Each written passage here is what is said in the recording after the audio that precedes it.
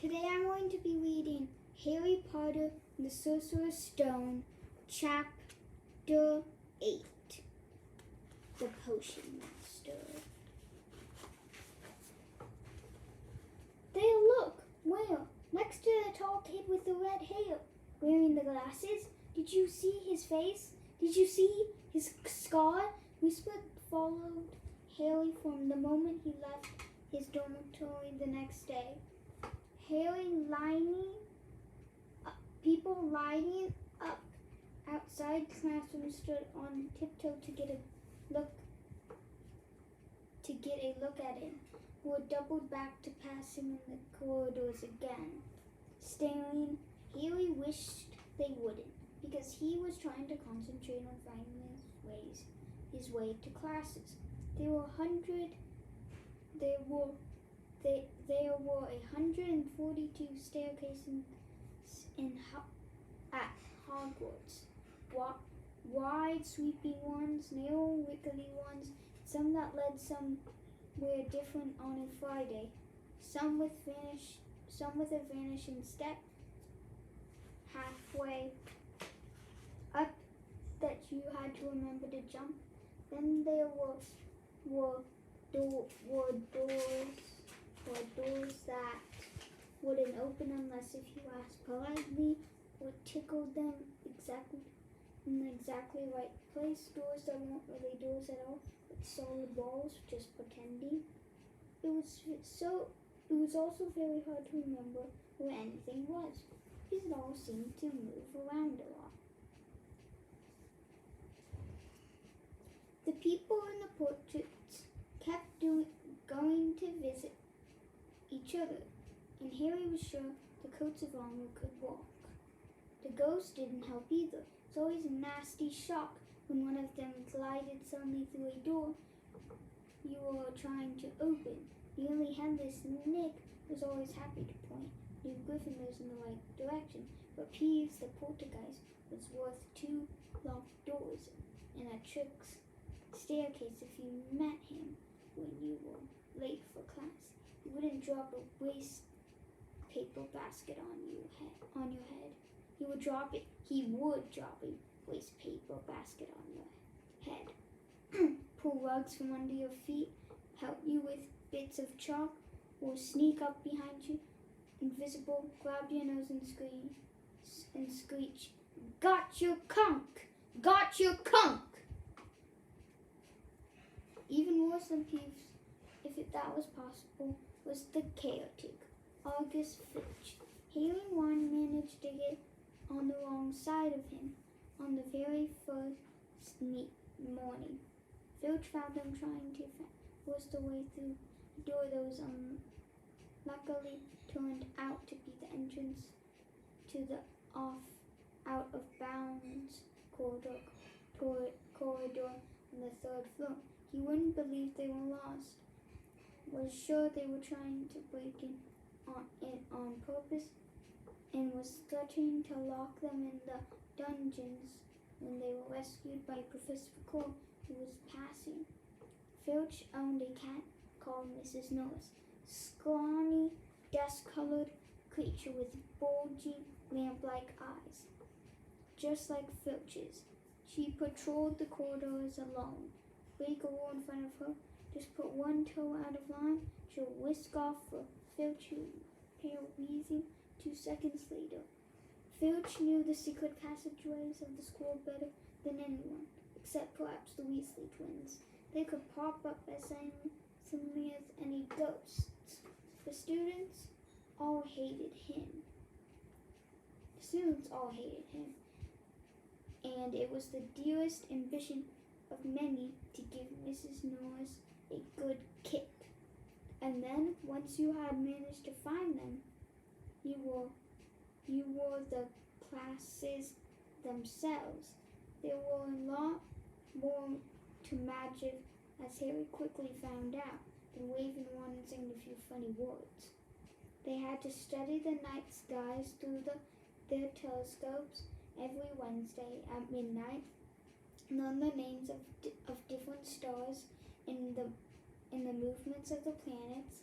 3 times a week they had they went out to the greenhouses behind the castle to study herbology with a dumpy little witch called Professor Sprout, where they learned how to take care of the strange plants. Fungi found out what they were used for.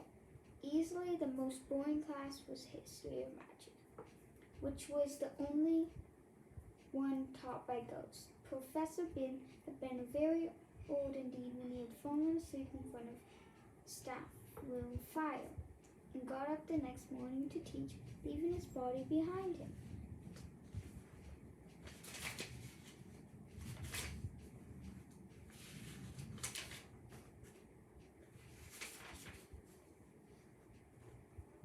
Binns droned on, leaving his body.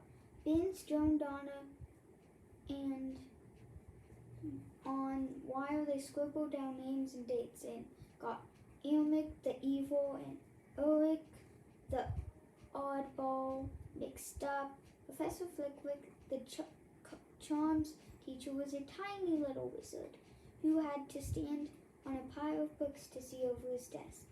The start of their first class, he took a roll call, and when he reached Harry's name, he gave an excited squeak and toppled out of sight. Professor McGonagall was again different. Harry had been quite right to think she wasn't a teacher to class. Strict and clever. She gave them a talking to the moment they sat down in her first class. Transfiguration is some of the most complex and dangerous magic you will learn at Hogwarts, she said. Anyone messing around in my class will leave and not come back. You have been warned. Then she changed her desk into a pig and back again. They were all very impressed and couldn't wait to get started, but soon they realized they weren't going to be changing the furniture into animals for a long time. After taking a lot of complicated notes, they were each given a match and starting to trying to turn it into a needle. By the end of the lesson, only Hermione Granger had made a difference to her match. Professor McGonagall showed the class how it had gone, all silver and pointy, and gave Hermione a rare smile. The class everyone had really been looking for was Defense Against the Dark Arts, but Cole's lessons turned out to be a bit of a joke. His classroom smelled strongly of garlic, which everyone said was to ward off a vampire he met in Romania and was afraid would be coming back to get him one of these days. His turban, he told them, had been given to him by an African prince as a thank you of getting rid of troublesome zombie, but they weren't sure they believed the story. For one thing, when Seamus Finnegan asked Gilly to how Paul had fought the zombie, Paul went pink and started talking about the weather. For another, they had noticed a funny smell. That smell hung around the turban. Weasley's twins insisted that it was stuffed full of garlic as well, so that Paul was protected wherever he went. Harry was very relieved to find out he wasn't miles around behind everyone else. Lots of people had come from Muggle families and like him had any idea that they were witches and wizards. There was so much to learn that even people like Ron didn't have much a head start. Friday was an important day for Harry and Ron. They finally managed to find their way down to the Great Hall for breakfast without getting lost once. What have we got today? Harry asked. Ron as he poured sugar in his porridge. "Double potions with Slytherin," said Ron, Snape's head of Slytherin's house. "He says he's always favors them. We'll be able to see if it's true." "Wish McGonagall favored us," said Harry. Professor McGonagall was head of Gryffindor House, but it hadn't stopped her from giving them a huge pile of homework. Just then the mail arrived. Harry had gotten used to this by now, but it had given him a bit of shock on the first morning when about 100 owls had suddenly streamed into the great hall during breakfast, circling the tables until they saw their owners, and dropping letters and packages onto their laps. Hedwig hadn't brought Harry anything so far. She sometimes flew in to nibble his ear and have a bit of toast before going off to sleep in the owlery with the other school owls. This morning, however, she fluttered down between the marmalade and sugar bowl and dropped a note on Harry's plate. Harry tore it open at once, and it said, in a very untidy scroll, "Dear Harry, I don't know you get Friday afternoons off, so would you like to come and have a cup of tea with me around 3? I want to hear all about your first week. Send us an answer back with Hedwig. Hagrid." Harry pulled Ron's scribble, "Yes, please, see you later," on the back of the note and sent Hedwig off again. It was lucky that Harry had tea to look forward to, because potions lesson turned out to be the worst thing that happened to him so far. At the start of the term banquet, Harry had gotten the idea that Professor Snape disliked him. By the end of the first potions lesson, he knew he'd been wrong. Snape didn't dislike Harry. He hated him. Potions lesson took place down in one of the dungeons. It was colder here than up in the main castle, and would have been quite creepy enough without the pickled animals floating in glass jars around the wall. Snape, like Flitwick, started class by taking roll call, and like Flitwick, he paused at Harry's name. "Ah, yes," he said softly. "Harry Potter, our new celebrity." Draco Malfoy and his friends Crabbe and Goyle sniggered behind their hands. Snape finished calling the names and looked up at the class. His eyes were black like Hagrid's, but they had none of Hagrid's warmth. They were cold and empty, and made you think of dark tunnels. "You are here to learn the subtle science and the exact art of potion making," he began. He spoke barely more than a whisper, but they caught every word, like Professor McGonagall. Snape had the gift of keeping the class silent without effort, as there is little foolish one waiting here. Many of you will hardly believe this is magic. I don't expect you really understand the beauty of softly simmering cauldron with its shimmering fumes and delicate power of liquids that creep through human veins, betwitching the mind and snarling the senses. I can teach you how to bottle fame, brew glory, even stopper death, if you aren't as big as a bunch of dundered heads as I usually have to teach. More silence followed as this little speech. Harry and Ron exchanged looked with raised eyebrows. Hermione was on the edge of her seat and looked desperate to start proving that she wasn't a dunderhead. Potter, said Snape suddenly, what would I get if I added powdered root of asphodel to an infusion of wormwood? Powdered root of what to an infusion of what? Harry glanced at Ron, who looked as stunned as he was. Hermione's hand had shot into the air. I don't know, sir, said Harry. Snape's lips curled. Tut, tut.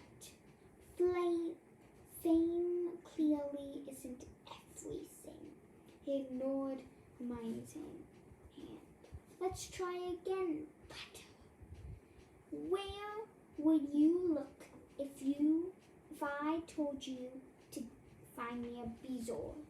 Hermione stretched her hand as high into the air as it would go, without leaving her seat. But Harry didn't have the faintest idea what a bezoar was. Try not to look at Malfoy, Gryffindor was shaking with laughter. I don't know, sir. Thought you wouldn't open a book before coming here, Potter. Harry forced himself to keep looking straight into those cold eyes. He had looked through his book at the Dursleys, but did Snape expect him to remember everything in 1,000 magical herbs and fungi? Snape was still ignoring Hermione's quivering hand. What is the difference, Potter, between Monkshood and Wolfsbane? At this, Hermione stood up, her hands stretching toward the dungeon scene. I don't know, said Harry quietly. I think Hermione does, though why don't you ask her? Few people laughed. Harry caught Seamus's eye and Seamus winked. Snape, however, was not pleased. Sit down, he snapped at Hermione. For your information, Potter, Alstor and Wormwood make a sleeping potion so powerful it is known as the draught of living death. A bezoar is a stone taken from the stomach of a goat, and it will save you from most poisons. As for Monkshood and Wolfsbane, they are the same plant, which also goes by the name of Incornite. Well, why aren't you all copying that down? There was a sudden rummaging for quills and parchment.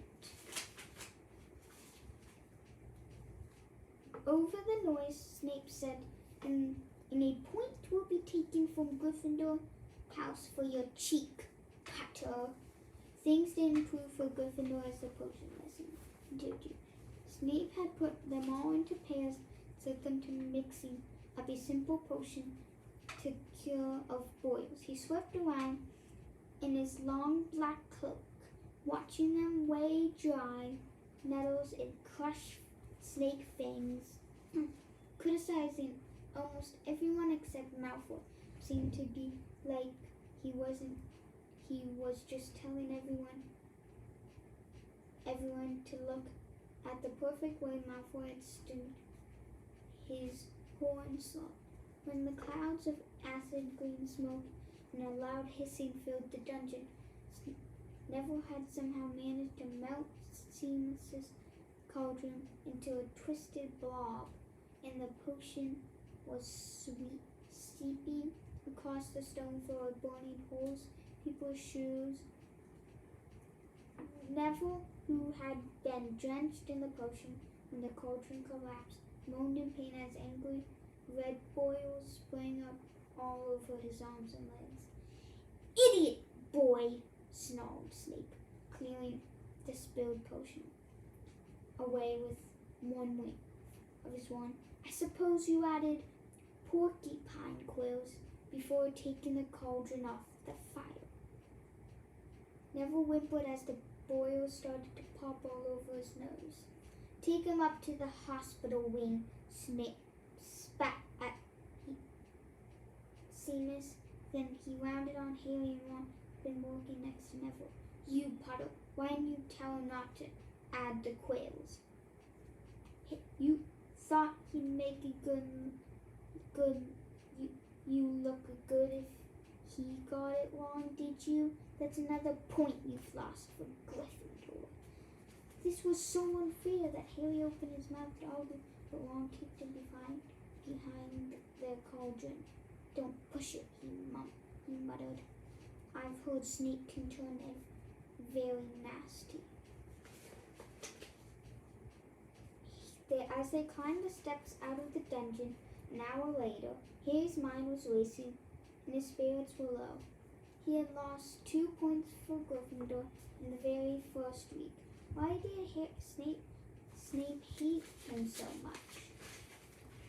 "Cheer up," said Ron. "Snape's always taking points off of Fred and George. Can I come and meet Hagrid with you?" At 5 to 3, they left the castle and made their way across the grounds. Hagrid lived in a small wooden house at the edge of the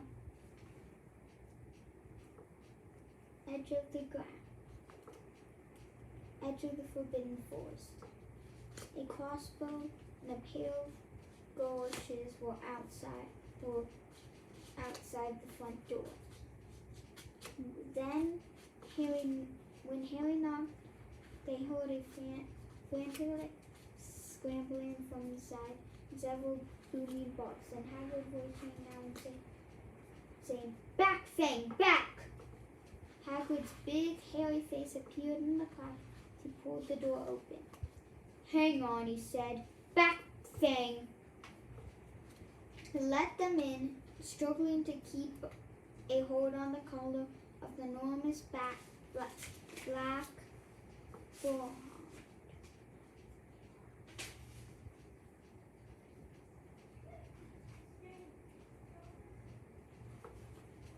There was only one room inside. Hams and fatness were hanging from the ceiling. A copper kettle was boiling on the open fire, and in the corner stood a massive bed with a patchwork quilt over it. "Make yourselves at home," said Hagrid, letting go of Fang, who bounded straight at Ron and started licking his ears like Hagrid.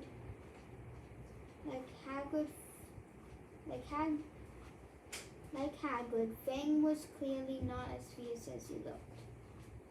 "This is Ron," Harry told Hagrid, who was pouring water into a large teapot and putting rock cakes onto a plate.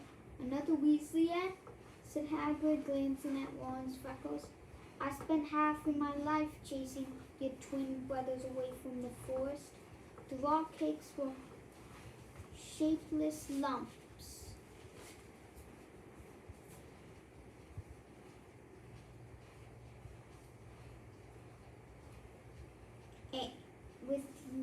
Lumps with raisins that almost broke your teeth. But Harry and Ron pretended to be enjoying them as they told Harry about the first lessons. Fang rested his head on Harry's knee and drooled all over his robes. Harry and Ron were delighted to hear Hagrid call Filch that old git. And as for that cat, Mrs. Norris liked to introduce her to Fang sometime. Do you know, every time I got to the school. She follows me everywhere. Can't get rid of her. Filch puts her up to it.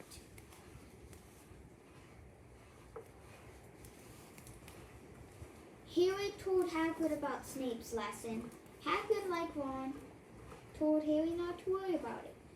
That Snape liked hardly any of the students, but he seems to really hate me. Rubbish, said Hagrid. Why should he? Yet Harry couldn't help thinking that Hagrid didn't quite meet his eyes when he said that. How's your brother Charlie? Hagrid asked Harry. I like him a lot. Great with animals. Harry wondered if Hagrid had changed the subject on purpose. Why, Ron told Hagrid all about Charlie's work with dragons. Harry picked up a piece of paper that was lying on the table under a tea cozy. It was cutting from the Daily Prophet. Gringotts break in latest. Investigations continue into the breakout in Gringotts on 31st July.